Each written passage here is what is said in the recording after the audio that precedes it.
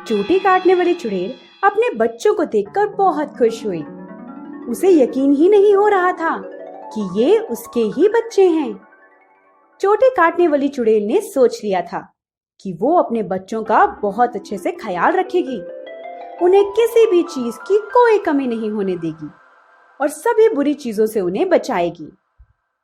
चोटी काटने वाली चुड़ैल को डर था कि उसके बच्चों को चुड़ैलों की रानी उठाकर ना ले जाए, जबकि अब चुड़ैलों की रानी ना चोटी काटने वाली चुड़ैल तक पहुंच सकती थी, ना ही उसके बच्चों तक। लेकिन फिर भी चोटी काटने वाली चुड़ैल को इस बात की चिंता रहती थी, इसीलिए वो अपने बच्चों को कभी भी अकेला नहीं छोड़ती थी।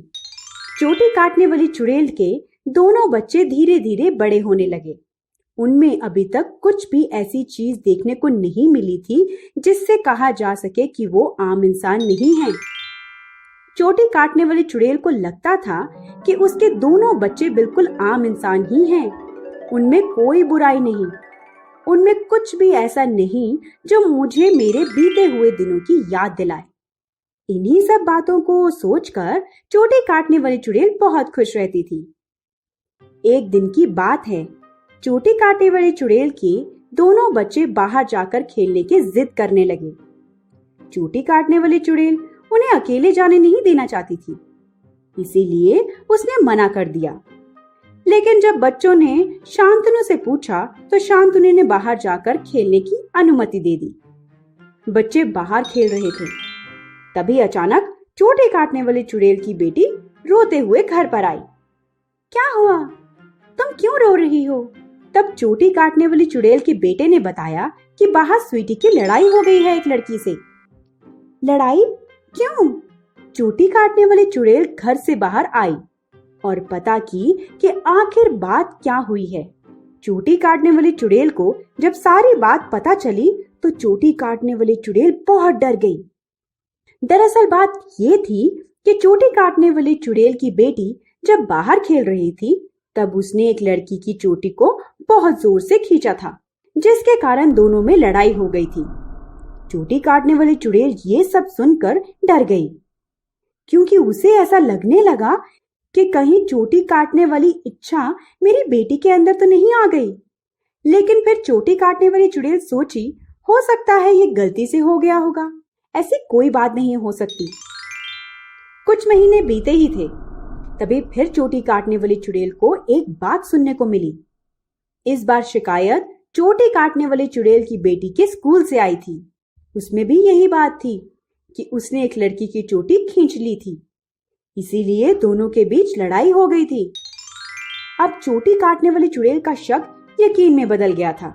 वो समझ गई थी कि उसकी वो इच्छा उसकी बेटी के अंदर आ गई है। इस बात से चोटी काटने वाली चुड़ैल बहुत दुखी हुई, क्योंकि वो अपने बच्चों को एकदम आम इंसान की तरह देखना चाहती थी। लेकिन अब चोटी काटने वाली चुड़ैल को पता चला कि ऐसा कुछ भी नहीं, उसकी बेटी में भी चोटी काटने वाली इच्छा आ गई है।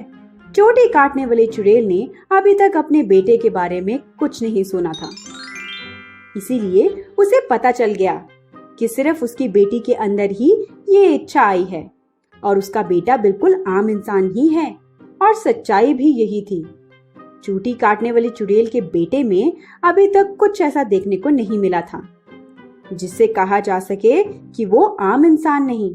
लेकिन चोटी काटने वाली चुड़ैल की बेटी के अंदर चोटी काटने वाली इच्छा आ गई थी।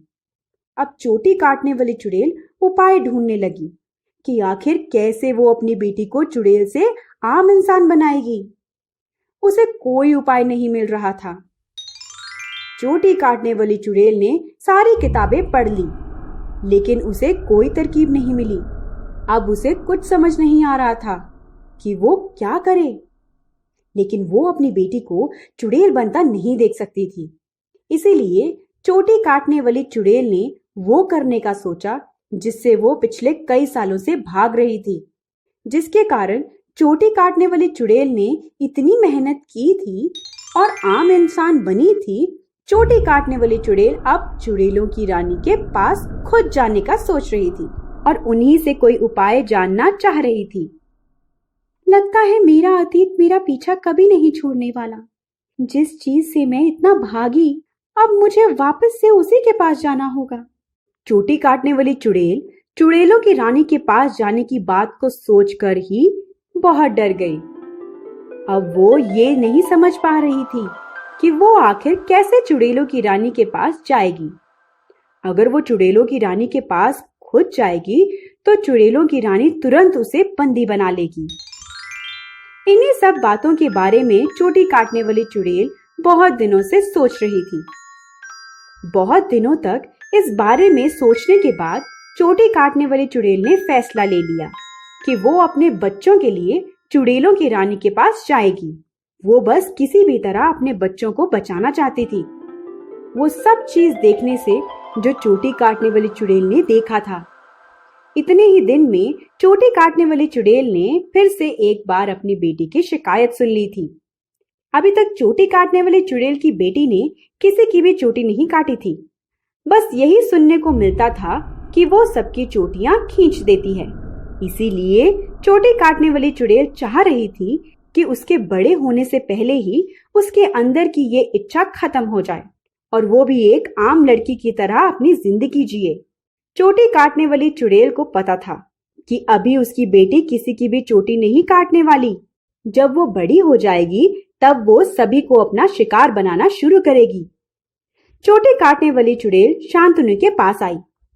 मुझे कुछ दिनों के लिए पूर्वी के घर जाना है। वो मुझे बहुत दिनों से बुला रही है, इसीलिए मैं आज ही उसके घर जा रही हूँ। आप बच्चों को संभाल लीजिएगा। इतना कहकर चोटी काटने वाली चुड़ैल चुड़ैलों की रानी के पास जाने के लिए घर से निकल गई। एक बिल्कुल शांत जगह पर चोटी काटने वाली चुड़ैल गई और चुड़ैलों की रानी को बुलाने लगी। हे चुड़ैलों की रानी, कृपया मेरी बातों को सुनिए। मैं चोटी काटने वाली चुड़ैल आपके पास आना चाहती हूँ, आपसे मिलना चाहती हूँ। तुरंत चुड़ैलों की रानी चोटी काटने वाली चुड़ैल के सामने आ गई। तुम आखिर इतने सालों से थी कहाँ? अब तो मैंने तुम्हें खोजना भी बंद कर दिया था। लेकिन चलो, अच्छा है कि तुम खुद ही मेरे पास आ गई हो। चलो अब मेरे साथ। चुड़ैलों की रानी चोटी काटने वाली चुड़ैल को अपने साथ ले आई। सभी चुड़ैल चोटी काटने वाली चुड़ैल को देखकर बिल्कुल हैरान थी। इतने सालों बाद कहाँ से आ गई? यही सब सोच रहे थे। चुड़ैलों की रानी, मुझे माफ कर दीजिए, लेकिन आज मैं यहाँ सिर्फ इसलिए आई हूँ ताकि मैं अपने बच्चों को एक आम इंसानों जैसे जिंदगी दे सकूं, ना कि चुड़ैलों की जिंदगी। बच्चे? तुम्हारे बच्चे कौन हैं?